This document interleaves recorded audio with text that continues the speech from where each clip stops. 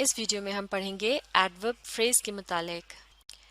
Adverb के मुतालिक हम पढ़ चुके हैं।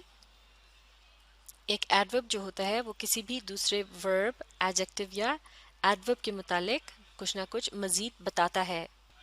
और फ्रेज क्या होता है? ये अल्फाज का एक ग्रुप होता है जिसमें दो या दो से ज़्यादा अल्फाज होते हैं, जो कि एक मुकम्मल जुमला नहीं होता, क्योंकि इसमें सब्जेक्ट और वर्ब एक साथ मौजूद नहीं होते, यानी किसी को कोई काम करते हुए नहीं बताया गया होता। लेकिन एक फ्रेज की मदद से जुमले को मुकम्मल किया जा सकता है। तो एडवर्ब फ्रेज का मतलब हुआ एक ऐसी फ्रेज के जिसके अंदर एडवर्ब मौजूद हो। इस एग्जाम्पल की मदद से समझने की कोशिश करते हैं। दे सिंग ब्यूटिफुली, यानी वो खूबसूरती से गाते हैं। इस जुमले में दे का लफ्ज़ जो है ये क्या है? ये है एक प्रोनाउन, यानी इसे किसी के नाम की जगह, यानी बहुत से लोगों के नामों की जगह इस्तेमाल किया जा रहा है उनकी तरफ इशारा करने के लिए।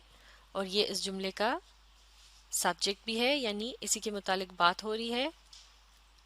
और इसके अलावा यहाँ अमल का भी जिक्र है, यानी वर्ब, जो कि एक एक्शन वर्ड कहलाया जाता है। यहाँ है लफ्ज़ सिंग एक वर्ब की सूरत में, यानी गाना गाना, जो कि एक अमल है।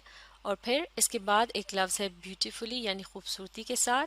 तो ये ब्यूटीफुली का जो लफ्ज़ है ये बता रहा है इस अमल के मुतालिक, यानी वर्ब के मुतालिक, कि इसे किस तरह से किया गया, यानी खूबसूरती के साथ। लिहाजा ये कहलाया जाता है एक एडवर्ब, क्योंकि ये डिस्क्राइब कर रहा है एक वर्ब को। अब इसके मुकाबले में देखते हैं अगला जुमला, दे सिंग इन अ ब्यूटीफुल वे, यानी वो गाते हैं एक खूबसूरत अंदाज में। तो इस तरह से दे का लफ्ज़, जो कि एक से ज़्यादा लोगों की तरफ इशारा करने के लिए इस्तेमाल किया जाता है, ये इस जुमले का सब्जेक्ट भी है और ये एक किस्म का प्रोनाउन है। और इसके अमल के मुतालिक बताया जा रहा है सिंग, यानी गाते हैं। तो इस तरह से सिंग का लफ्ज़ जो है ये है एक वर्ब। और फिर जुमले के बाकी हिस्से में बताया जा रहा है कि किस अंदाज में गाते हैं। और यहाँ इस्तेमाल किया गया है अल्फाज का एक ग्रुप इस अमल को डिस्क्राइब करने के लिए कि वो किस तरह से गाते हैं एक खूबसूरत अंदाज में। तो अब की बार यहाँ सिर्फ एक लफ्ज़ इस्तेमाल नहीं किया गया, जैसे कि पिछले जुमले में सिर्फ लफ्ज़ ब्यूटीफुली जो था, यानी एक सिंगल एडवर्ब इस्तेमाल किया गया था। अब की बार यहाँ जो है वो अल्फाज का एक ग्रुप है। अल्फाज के इस ग्रुप के अंदर सब्जेक्ट वर्ब कॉम्बिनेशन मौजूद नहीं है। इसका मतलब है ये एक मुकम्मल जुमला नहीं है, लिहाजा ये है एक फ्रेज़। और ये किस किस्म की फ्रेज़ है? चूंकि ये एक वर्ब को डिस्क्राइब कर रही है, लिहाजा ये है एक एडवर्ब फ्रेज़, यानी एक ऐसी फ्रेज़ जो कि एक एडवर्ब के तौर पर जुमले में इस्तेमाल होती है और उसका काम होता है किसी वर्ब, एडजेक्टिव या किसी दूसरे एडवर्ब को डिस्क्राइब करना या उसके मुतालिक मज़ीद मालूमात देना। जैसे कि इस जुमले में गाना गाने के अमल के मुतालिक मज़ीद इन्फॉर्मेशन दी गई है कि उसे एक खूबसूरत अंदाज में किया जाता है। अब यहाँ ये बात भी समझना ज़रूरी है कि एक एडवर्ब फ्रेज़ को अगर जुमले से अलग करके देखा जाए इन अ ब्यूटीफुल वे, यानी एक खूबसूरत अंदाज में, तो ये एक मुकम्मल बात नहीं होगी, क्योंकि यहाँ ये नहीं बताया जा रहा कि ये किसके मुतालिक कहा गया है। लेकिन जब इसे दे सिंग के अल्फाज के साथ इस्तेमाल किया जाए तो ये जुमला बन जाता है दे सिंग इन अ ब्यूटीफुल वे, यानी वो एक खूबसूरत अंदाज में गाते हैं। तो अब ये है एक मुकम्मल बात। तो इसका मतलब ये हुआ कि एक एडवर्ब फ्रेज की जुमले के बाहर या अलग से तो कोई ख़ास हैसियत नहीं होती, क्योंकि इससे कोई ख़ास मतलब समझ नहीं आता, लेकिन एक जुमले को मुकम्मल करने के लिए ये बहुत अहम होती है। इसी तरह से देखते हैं ये एक और एग्जाम्पल, दे वेंट देयर, यानी वो वहाँ गए। तो यहाँ दे क्या है? यह है एक प्रोनाउन जो कि सब्जेक्ट भी है।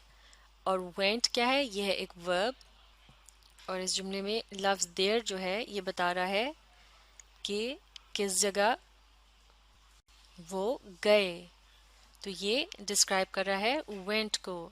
इस तरह से चूंकि ये एक वर्ब को डिस्क्राइब कर रहा है, लिहाजा ये कहलाया जाएगा एक एडवर्ब। तो इस जुमले में एक सिंगल एडवर्ब मौजूद है जो कि वर्ब को डिस्क्राइब कर रहा है। और चूंकि यहाँ एक सब्जेक्ट भी मौजूद है, यानी जिसके मुतालिक बात हो रही है, तो इस तरह से ये है एक मुकम्मल जुमला या पूरी बात। अब इसके मुकाबले में देखते हैं ये दूसरा जुमला, they went to that place, यानी वो गए उस जगह पर। तो यहाँ भी दे जो है ये प्रोनाउन है जिसे सब्जेक्ट के तौर पर इस्तेमाल किया गया है, यानी जिसके मुतालिक बात की जा रही है। और वेंट का लफ्ज़ जो क्या है, ये है एक एक्शन, यानी इसे कहेंगे वर्ब। और फिर इसके बाद ये जो अल्फाज हैं टू दैट प्लेस, इनकी मदद से वर्ब यानी एक्शन के मुतालिक पता चल रहा है कि वो किस जगह गए। लेकिन अब की बार यहाँ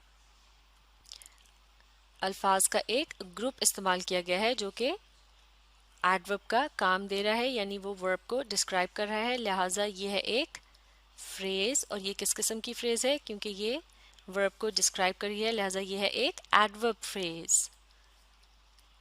और इसे फ्रेज क्यों कहते हैं, क्योंकि इसमें सब्जेक्ट वर्ब कॉम्बिनेशन मौजूद नहीं है, यानी किसी शख्स या चीज़ को कोई अमल करते हुए नहीं बताया गया और ये एक मुकम्मल बात नहीं है, लिहाजा ये फ्रेज कहलाई जाती है। तो इन एग्जाम्पल्स को समझने के बाद अब हम आसानी से समझ सकते हैं कि एक एडवर्ब फ्रेज क्या होती है।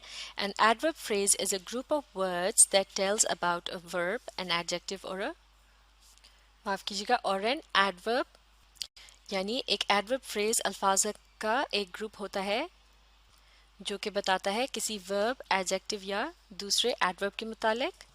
It does the work of an adverb, इस तरह से ये एक एडवर्ब का काम करता है। It tells about when, where and to what extent.